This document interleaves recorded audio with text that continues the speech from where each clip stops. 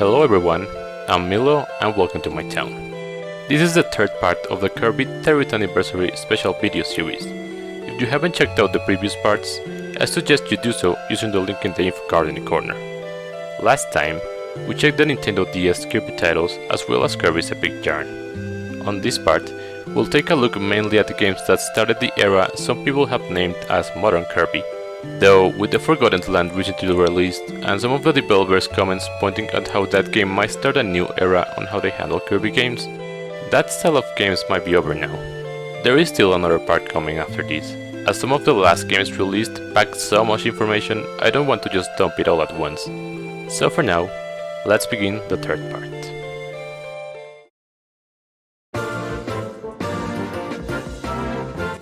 It was another peaceful day in Dreamland. The sun was out, and Kirby was playing a fun game of chase with King Dedede and his loyal Bandana D, who were hoping to get their slice of cake back. Meta Knight was calmly reading a book while resting on the fields. Everything was serene. But this was all interrupted when a space rift suddenly appeared out of the sky. The four of them saw as a giant airship came out of it heavily damaged, and as it crashed down onto the green fields, parts of it began to scatter all across the planet. The four friends gathered on the crash site to investigate. The door to the ship opened, and inside lay down its pilot, a fellow by the name of Magolor. He used the control terminal to diagnose the damage, and his worst fear came to fruition. The entire ship's supply of energy orbs, its main power supply, had fallen off due to the damage, in addition to 5 of the external parts of the ship. Magolor was devastated, thinking he would be stranded on this distant planet and would not be able to return home. But noticing his worry, Kirby and company stepped in, telling him they would help him recover the parts of the ship. Overjoyed to hear this, he thanked them and sent them their way to gather up the missing components, while he stayed behind to advance on the repairs of his ship, the Lord Starcutter. The energy orbs and ship parts have fallen on the hands of some monsters throughout the planet. The team set out to recover them and return them to their rightful owner. It seems the initial rift that opened up in Popstar caused some enemies throughout the land to exhibit enhanced abilities, and when Kirby got a hold of them and copied their power, he would get a powerful super ability. Using this sometimes would reveal rifts leading to another dimension, where curious creatures known as Sphere Doomers would be found. These would go crazy for power orbs, and as such, to restore the lore, the team had to defeat them and claim them back. As they gathered some parts of the Starcutter, Magolor would thank them and tell them a little bit more about his story. He came from a faraway planet near a dimensional rift that connected to Popstar, and he was hoping to take Kirby and friends on a tour to his homeland, once the ship could sail again, as a token of thanks. After traveling throughout most of the areas of the planet, only the mast of the lore was remaining. Kirby and company had ascended a tall tower and seemingly found it there resting. However, upon picking it up, they realized it had already been taken over by a more powerful Sphere Doomer, a Grand Doomer. The team fought against it, but when it was close to being defeated, he covered himself in a hard armor. Nothing seemed to be able to pierce it. It started using dimensional rifts to bring enemies into the fight. Luckily for our heroes, it would eventually summon super enemies, which allowed Kirby to gain their super abilities and pierce through the monster's armor. Defeating it at last and claiming back the mast, the team returned to Magolor. As the Lord Starcutter had successfully been repaired, Magolor rejoiced. To fulfill his promise, he started preparations to take them all to his homeland, the planet Halcandra. It was located very far away in another dimension, but the Lord could warp them there in an instant. He entered the coordinates and the Lord rose up once again, opening up a dimensional rift and taking them straight to Halcandra. Once they had crossed to the other side, they could see the size of the planet, truly an otherworldly experience. Their enjoyment was cut short, however, as a 4-headed dragon sporting a shiny crown ambushed the Lord as it was descending, shooting it down. Magolor had to do an emergency landing, hoping for no major damage to his ship once again. When they all came to their senses, they could see in the terminal the source of the damage, the guardian dragon Landia. Magolor explained it had recently woken up after many years of slumber and started acting recklessly since. Magolor was looking down again, but Kirby and friends offered their help in calming down the dragon. After going through some old ruins, they arrived at the volcano Landia called its home. They ascended it and found a dragon at the very top. The team started their attack. Halfway through the fight, the four-headed dragon split up into an individual dragon per head. Luckily, our heroes matched them in number. After a fierce struggle, the gang weakened Landia, who dropped their shiny crown. As they celebrated their victory, Magolor showed up, clapping at their efforts, but not exactly with gratitude. He took the crown and wore it, transforming to a powerful form in the process. He then explained his true intentions. He had stolen the Lore Star Cutter and attempted to defeat Landia to claim this very piece, the Master Crown, a source of limitless power. He had failed in his attempt and made a forceful trouble to Popstar as his ship was crumbling down. When our heroes showed up, he got the plan to help them deal with Landia instead. He had heard from Kirby's tireless efforts beforehand, so it was the perfect opportunity. By playing as a victim, he had manipulated everyone to do their bidding, and now his goal was a simple one: to reign over the entire galaxy. As such, he would start by conquering the planet of our heroes first, as a twisted form of gratitude. He opened up a rift and went inside, while the heroes were still in shock, processing what had happened. Landia approached them from behind, but instead of taking it out on the heroes, they instead acknowledged they didn't truly mean harm when they attacked the dragon. Landia was truly guarding the crown from any evildoers, and they decided to team up with Kirby's pals to stop Magolor's wicked plans. Each of the heroes rode on a dragon and headed into the rift. Atop Landia, they traversed through the weird space between dimensions, fighting many doomer enemies on their path. Eventually, they caught up to Magolor, who summoned the Lore Star Cutter and used it as a weapon against them. After holding out for a while and attacking the ship back, Magolor shot orbs of energy towards the heroes, which overwhelmed them and caused them to land in some planet's space in between the dimensions. Magolor had stopped playing games, and went to finish them off for good. The team, however, fought back. They kept out to his powerful attacks, but when Magolor was close to defeat, he used his magic to create a powerful and seemingly unpierceable barrier. Luckily for our heroes, Kirby's super abilities were able to dent the shield, and after breaking it, they were able to land the final hit and defeat him. Or so they thought. After his wearer's defeat, the crown took it upon itself to not be so easily discarded. It morphed the remaining parts of Magolor and created an eerie creature as a last-ditch effort to take down their opponents. This monster even got a familiar eye Kirby had been well acquainted with. Could it be that the crown was another source of dark matter energy? It didn't matter for now, as the powerful crown had taken over and gave its all to defeat the party. Using powerful reality-bending attacks, this was one fierce foe. But the teamwork between the four heroes managed to overcome it in the end, defeating the monstrous foe, and reverting its transformed form back to the regular Magolor. The crown then shattered, as Magolor's body slowly drifted towards the dimensional field.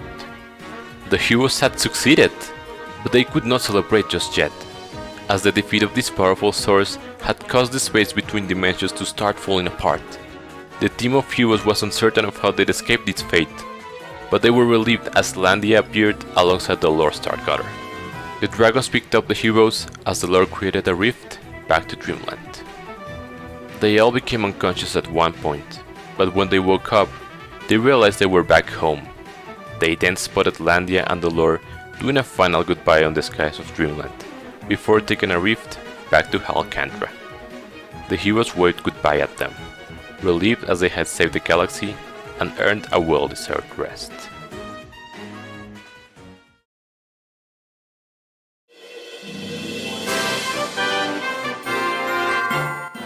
While not exactly a main adventure, there is a small entry to mention.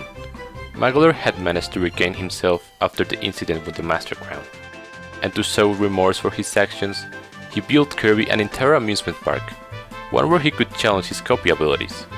He ended up enjoying his time in Dreamland so much, he just did not want to leave. It's good for a foe to turn to a friend, as Kirby would say, and Magolor redeemed himself like this was something he accepted kindly.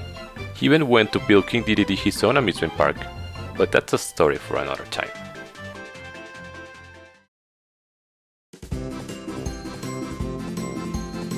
Life had been peaceful for a while in Dreamland. Kirby would do many fun activities and get the most out of his days. But all changed when one fateful night, something fell from the skies and planted itself into the ground. When Kirby woke up in the morning, he was shocked at the sight on his window. His entire house had been lifted by some sort of giant plant, known as the Dreamstock. When he looked around, he saw that Castle DDD had also been lifted up into the skies. He hurried towards it to check on everyone inside, but saw an insect-like creature named Taranza making his way into the castle. Once in the throne chamber, Waddle Dees were guarding King DDD. Taranza took them down and then threw some sort of spell at DDD, capturing him and taking him away. Watching this, Kirby could not stay put. He began climbing the Dreamstock to save his friend. As Kirby climbed the Dreamstock, its branches had connected different islands found in the sky, an area called Floralia. Scattered through the islands, he found several sunstones, stones holding the power of the sun. Kirby made sure to collect them and use them to further grow parts of the Dreamstock and reach newer heights. Additionally, in these mysterious islands, a certain miracle fruit would often grow from the Dreamstock. When Kirby consumed it, he would get an incredible ability called Hypernova, which massively enhanced his inhaling capabilities, allowing him to suck up objects way bigger than himself. He would use this power to get through obstacles and defeat baddies. Bandana Waddle Dee, caring for his king, had also climbed up the Dreamstock and would often help Kirby, giving him extra food to use when in need. As Kirby kept climbing through the skybound islands, Taranza, still dragging King DDD, would often notice his approach and use some magic to create a foe to keep Kirby busy while he could continue ascending without being bothered. Kirby was always able to defeat these foes and try to catch up to his friend's kidnapper. After defeating all the threats Taranza threw at him, and after collecting enough sunstones, Kirby made a path all the way up to the highest island, which held a big castle on it. As he kept climbing it up, Kirby found some sort of rifts where some flowery creatures called the People of the Sky, residents of Floralia, were locked away. Kirby helped free one after the other, as they each helped him proceed through the locked doors within the castle. As thanks for helping to break them free, the People of the Sky showed him the way to the top of the castle, where he could finally find Taranza. At last, Kirby had found an opening to confront him. Taranza praised his patience in coming all this way to save the hero of the lower lands? He explained how the People of the Sky had sent down the seed of the Dreamstock in order to bring forward a hero and aid them. But Taranza saw through their plan and captured who he thought was a powerful hero. As a reward for coming all this way, Taranza gave Kirby a treat, as he used some of his magic on King DDD, bringing his masked aspect and making him fight Kirby while being controlled like a puppet by Taranza. Halfway through their struggle, DDD's mask broke in half, a sign showing who was coming out on top. Taranza in an outrage revitalized DDD with a powerful spell. He threw out his titular hammer for a battle axe that laid on the walls of the castle, and went on a rampage against Kirby. Luckily, our hero came victorious in the end. Upset about this result, Taranza realized his mistake, and called upon her queen, Sanctonia, to come to his aid. The monarch showed up, but displeased by Taranza's clumsy actions, shot him down using a lighting spell from her magic staff. Being face to face with Kirby, who had decided to fight for the sake of this land, she launched at him and began her attack. She was a powerful enemy. Using magic and summoning some of her servants gave Kirby a tough time, but alas, our hero managed to defeat her. As Kirby celebrated his victory, he woke up the unconscious King DDD, but as he came to his senses, he turned with a pale expression, as he saw quick Sanctonia barely standing after her battle, and as she said to them, "Brave hero, the Dreamstock has guided you thus far, but now it will be your doom." She flung into the Dreamstock, and magic energy sprung out of their collision. She had fused for the very Dreamstock, and as it started to bloom, she began scattering her roots across all of Dreamland, Floralia, and Popstar itself. This was bad. A threat of planetary proportions had just arisen. Uncertain on what to do, Kirby and DDD panicked, but the People of the Sky had their back. They brought forward a cannon to make their way into the foliage Sanctonia had laid out to block them. DDD handled it and Kirby was used as a projectile, eventually breaking the plant barriers and making his way close to the central flower. Finally, in a safe spot, Kirby took a warp star and headed towards the Sectonia Bloom. She had gained a lot of power thanks to her fusion with the Dreamstock, and used her plant abilities to deal with Kirby. However, he managed to weaken her significantly until she seemed to drop dead. Kirby celebrated one more time, but it wasn't over. As Sectonia clung to her life once again, she grabbed a hold of Kirby with her vines. It seemed like it was the end. Kirby was completely unable to free himself, but DDD and Taranza came to the rescue. Realizing his mistakes, he wanted to make things right and brought over King DDD to assist in what they could. Using his hammer, DDD was able to let Kirby loose out of the vine grip, making him dizzy. Then Taranza procured the miracle fruit and lured DDD on throwing Kirby his way. DDD launched him towards the fruit, which made Kirby come to his senses and go hypernova. This was the final stretch. Sectonia fought with all her forces, throwing out her petal minions and using them to protect herself against Kirby's attacks. But one by one, he took down Sectonia's defenses. At her very limit, Sectonia concentrated an energy beam and launched it towards Kirby, but he outsmarted it by inhaling the ray itself. He continued until Sectonia could not hold any more power, causing even her flower petals to be sucked in. They both looked face to face one last time, before Kirby shot back the energy that had been thrown at him, completely disintegrating the being of Sectonia in the process. The queen had not always been like this, but it seems a particular mirror gifted to her by Taranza drove her to insanity to pursue beauty and magic, eventually becoming a ruthless tyrant. With the malevolent parasite gone, all the vines that had covered the land vanished. As Kirby was falling down after the arena crumbled, the people of the sky grabbed hold of him. King DDD was falling up as well, but Taranza took care. As they were being taken back to the surface, they looked back on all this journey and saw how the Dreamstock was now in full bloom. Kirby and DDD had saved Floraldia and their inhabitants, and the Dreamstock would remain in Dreamland as a landmark of this journey and their accomplishments.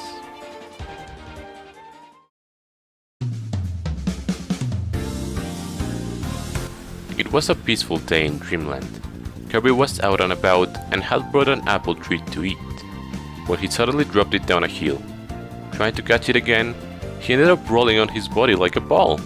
He quite enjoyed moving like this for a change of pace. His apple fell down a small lake where Bandana Waddle Dee was fishing, startling him from behind and making him lose his catch. It seemed like an average day, but sinister things were brewing up. A hole suddenly appeared out of the sky, and as if scanning the land with a ray, the colors all around started being taken away, removing the life of anything it passed by.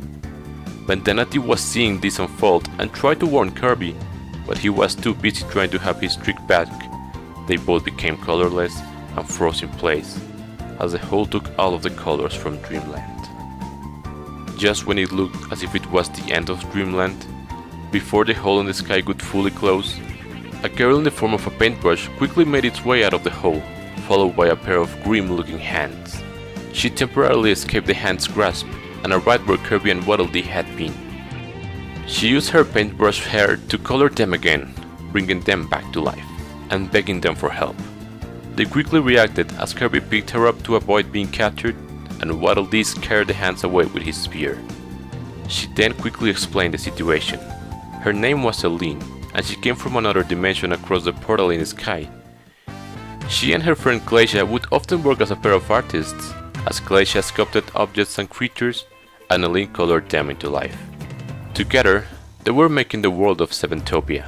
But for some reason, Glacia had become hostile as of recently. She had opened up a pathway to Dreamland, stolen all of its colors, and was about to use them to finish up Seventopia alone. Eileen had managed to escape just in time, but wanted to get to the bottom of this mystery and recover her friend. As Kirby saw all around how the world he knew had become devoid of color, he could not stay put. Together with Eileen and Waddle Dee, they crossed the portal and ventured into Seventopia to stop whatever Glacia was planning. As this world was different from Dreamland, Kirby would roll around while Lynn guided him with her rainbow ropes. At times, she would find a painting canvas and use her special painting skills to change Kirby's form into a tank, submarine, or rocket. They traversed through the 7 worlds while taking down some of the enemy forces Glacia had made. Usually, she wasn't able to bring life to her creations without Lynn's help, but the stolen colors from Dreamland might have affected her abilities. As they all arrived at the castle on the final land of this world, they finally came face to face with Glacia. Lynn tried to reach out to her and convince her to stop, but she repelled her with her magical hands. She wanted nothing with her. By creating temporary barriers that blocked Lynn's powers, Kirby and Waddle Dee tried to bring her into senses. After battling out with her, she became stunned and dropped her sunglasses. When she woke up, she realized what she had done and was ashamed. She quickly reunited with Lynn as they both shared a hug. As Kirby did his usual celebration dance, he was cut short when the dropped sunglasses started shaking. A smoke cloud started forming from them, which concluded in the real foe being revealed, Dark Crafter. This malevolent being seeks to steal all the colors of things to take over the universe. At some point, Glacia must have encountered the sunglasses and this entity awakened and took control of her. But with his cover blown, he flew up into the skies. Kirby was confused and Lynn was in shock, but Glacia, wanting to amend for her wrongdoings, quickly sculpted a painting canvas, which allowed Lynn to give Kirby his rocket form and chase their foe. Up in the skies of Seventopia, Dark Crafter attempted to flee. Still holding the power of the stolen colors, he tried to take our heroes down, but Kirby and Lynn were able to damage him, little by little, stripping out the colors he had stolen, until they landed the final hit, expelling the colors out of this dark being. Without this source, the foe simply vanished into the cosmos. The heroes returned back to Glacia. They had defeated the real troublemaker and had to restore their home. Glacia sculpted the star shape, and as Lynn painted it, it became a warp star. The residents of Dreamland rode on it, and as they descended through all of the worlds in Seventopia, made their way to the portal back home. Glacia and Lynn, using their powers in conjunction, sprayed the color back into the land, restoring it to their former glory. They took some time off to share a picnic with Kirby, who finally, after all of this ordeal, was able to enjoy his tasty apple.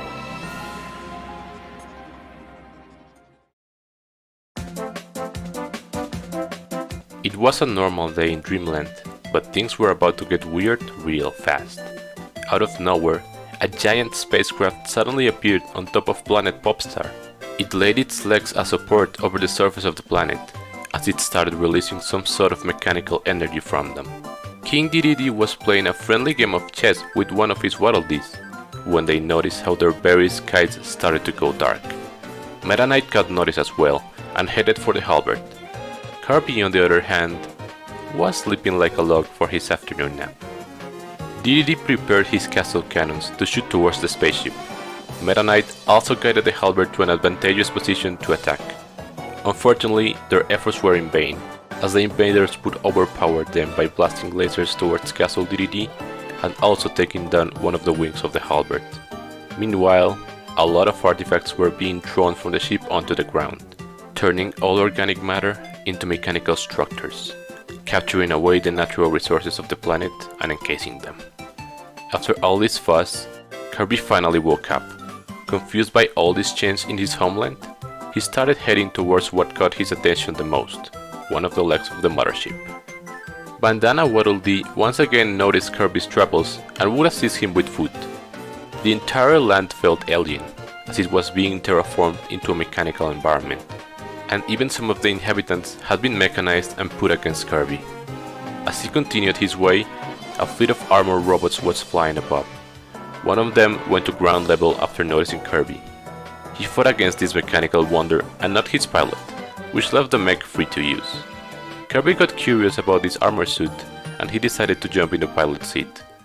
Doing this gave Kirby the control, but it seems like Kirby's essence was somehow able to be transferred directly into the suit, as it began to gain Kirby's titular pink color and resemble his image. The suit had been turned into Kirby's own Robobot armor. Not only could Kirby use the strong suit to destroy bigger obstacles, but also his copy ability had been incorporated into the mech, allowing it to scan enemies and change forms based on their abilities. This was a great tool that would allow Kirby to have an upper hand against the intergalactic invaders. Kirby kept making his way towards the ship's legs. On his path, he would encounter some code cubes that were scattered in the land. This proved useful when unlocking access to the enemy base. He would often find a mechanized foe guarding the leg as it gathered resources from the planet, but he would defeat them, damaging the ship's legs in the process. He did this for the first 2 legs. While arriving at the third, there was something else waiting. After finding no defenses and entering the ship's leg to disable it, a girl was inside. She introduced herself as Susie, executive assistant of the Hallman Works company. She explained how their company was in charge of mechanizing planets all over the galaxy. Popstar had been selected as their next target, and unfortunately, Kirby had been identified as a threat to their operation. As such, she summoned a mechanical suit and attempted to finish Kirby off. He succeeded in stopping her approach, however. With no more defenses, she summoned a carrier drone and fled elsewhere. Kirby took down the third leg and proceeded for the next area. Amidst a desert, he accessed one of the enemy drilling bases. Inside, thanks to the power of the Robobot armor, Kirby fought a wall of mechanisms blocking his way as he passed through. He took down the weapon mechanisms it had, but was surprised after destroying them to find a familiar face on its core. It was Capula! It seems Hallman Works had used the blueprints of DDD's beloved airship for their own gains. Kirby had to take her down to continue his path. Kirby arrived at the fourth leg of the ship. Inside, he found Susie there, who had been singing their company's anthem, the Noble Hallman. She then talked about a brave warrior she met recently, who was so good she decided to upgrade him. She then summoned him into the arena. Mecha Knight! It seems Meta Knight had been captured by Hallman Works and was being controlled against his will. Kirby had to fight against him. On top of his usual swordsmanship, he had received mechanical upgrades. They both sparred for a while until Mecha Knight was weakened significantly. He looked as if he was trying to break free from their control, but the mechanical parts still attached to him forced him to fall down. He should be fine of his own, Kirby thought, as he pressed onward. Susie was nowhere to be seen. She probably escaped somewhere else while they fought. As Kirby continued, he arrived at the fifth and final leg of the ship. To no surprise, he found Susie inside. She had been expecting him, telling him how interesting it was how he had defeated her noble knight, and how the master computer might make mistakes after all. This time, she had another surprise, as she procured a special container holding a moving specimen inside. She mentioned it being a wonder of recent nanotech, powered by a royal desire of an undisputed grudge. As she released the container, it materialized into a clone of King DDD. It had enhanced capabilities from the original, and after battling for a while, it even split up into 3 smaller clones, giving Kirby a tough time. Once defeated, they reformed for round 3 with a combo cannon at their control. Kirby had to destroy the cannon and blast them away, leading the way to the destruction of the final leg. With all its supports gone, the central body collapsed into the ground. This was Kirby's chance to finally infiltrate the access arc from the inside. Kirby made his way up the giant body of the ship, noticing prominent paintings and structures along the way. After a long journey, he found himself in front of an office door at the very top of the ship, and went inside. To no surprise, Susie was there, complaining to how he had barged into the executive office of the company as if it was his place. She summoned help to defeat Kirby, and Mecha Knight came forth. It seems he had been unable to free himself, and now he had been further upgraded to take Kirby down, with an enhanced sword and an added mechanical claw on his back. Kirby gave his all against the knight, finally defeating him and breaking the mind control device attached to him, allowing him to escape the sea. Susie was speechless, claiming how the master computer's work had failed twice. She was ready to take this into her own hands, but from the back of the room, she was called and dismissed. President Max Profit Hallman introduced himself as head of the company. As he opened the floor and brought about a big machine, he explained it was a powerful ancient computer known as Stardream, who they had been studying and managed to reactivate. Stardream's plans were the steps they were following, and next on the list was to eliminate Kirby. Hellman summoned a golden mech suit of his own and attempted to fulfill this step. Kirby fought against it and he took down the president, who in a furious rage decided to cut to the chase and tried to fully activate Stardream by using his mind. He summoned a controlling helmet to sync with the machine, but as the connection between the two started, Susie quickly snagged it from his head. Hellman was shocked, but as he demanded answers for this behavior, he started to lose control and passed out. Susie explained to Kirby how she had been waiting for him to bring forth the controlling unit for the machine, and how she had plotted on selling it to another company, betraying Hellman. She was about to put on the helmet herself and browse the database of information Stardream contained, but as she attempted to make a connection, the computer itself started releasing electricity and caused an overload on the helmet. Suddenly, Hellman started talking, but it was not himself. Stardream had managed to fuse with his own mind and started to take over while going through his brain. The computer then stated how using Hellman's mind it had studied organic life, and stated that the goal of this company had always been to bring prosperity. However, after finishing up the calculations, it had determined that the best way to bring upon this goal was to completely eradicate all organic life. With a set goal, the computer rose up into the sky outside of the access arc. As Susie realized things had spiraled out of control, she summoned a Robobot armor and gave it to Kirby. She just wanted to teach Hellman a lesson, but the situation had escalated out of her grasp. Kirby jumped on the armor and activated it, just as rumbling engines sounded outside. It was Meta Knight! Having recovered his mind, he started up the halberd and signaled Kirby to hop on the deck. However, Kirby had other plans in mind. As he scanned the very halberd with the Robobot armor, he absorbed it into the suit and transformed into Robobot Halberd. As Kirby signaled with a nod to Susie, the ship departed towards Stardream's destination to finish this. Susie stayed behind, praying for Kirby's success. He was the only one capable of saving the universe at this point. It was said that Stardream was a machine able to grant wishes. If this were to be true, its sudden gain of sentience could not be permitted to pass. It had to be stopped. Equipped with all the weapons in the halberd, Kirby piloted towards the computer, who started materializing projectiles and shields. It took many attacks to finally do considerable damage for the machine to go down. However, it wasn't about ready to give up. As it was in its crash course back towards Popstar, it aimed to land on top of the access arc and attach itself onto the ship itself.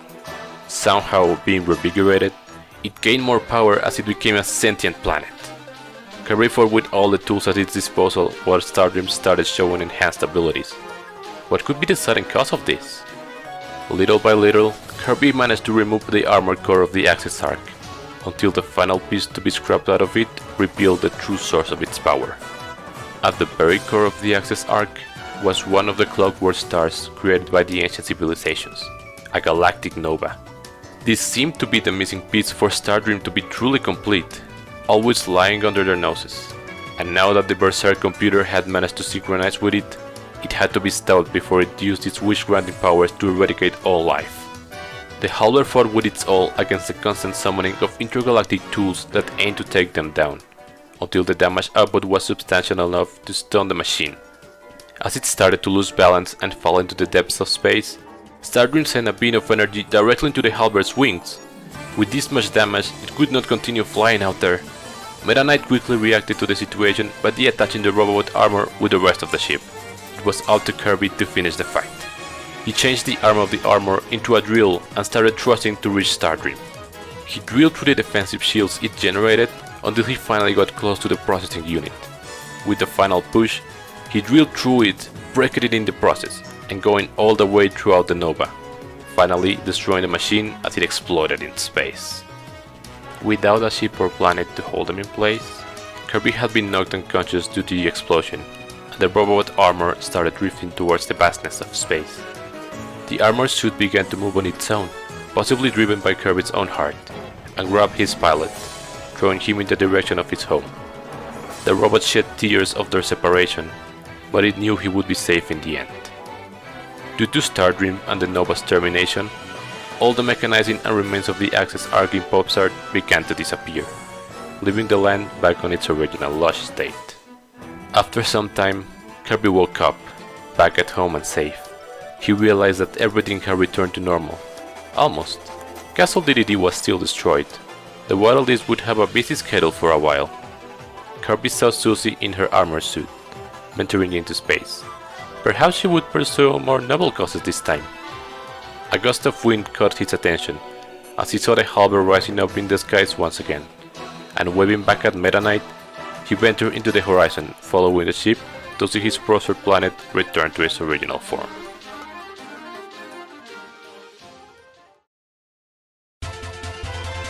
And that is all for now. We saw the modern Kirby games on this part, the trend of titles that started with Return to Dreamland and kept a familiar style for some years, and also Kirby and the Rainbow Course, a spiritual successor to Canvas Course. This part ended up a bit longer than the previous ones, and it's because of how much of the stories in these games tell. There's only one more part remaining, and only 2 games to cover, Star Allies and The Forgotten Land. Both are heavy contenders to the volume of information they have, and it's fair for them to be together for the final part. In between making the previous part and this one, Forgotten Land released, and wow, it's an incredible game. I hope you all have had the chance to try it out. Next part will go deep into its story, and I'll also be making a more in-depth video about the entire game sometime in the future, so make sure to subscribe if you don't want to miss these coming videos. Once again, I will be linking the next part when it's available, and a playlist with all the videos so you can check them out. Please consider to like the video and comment what you thought of it, and subscribe so you don't miss out the final part. Don't forget, you'll always be welcome in my town. Thanks for watching, and I'll see you next time.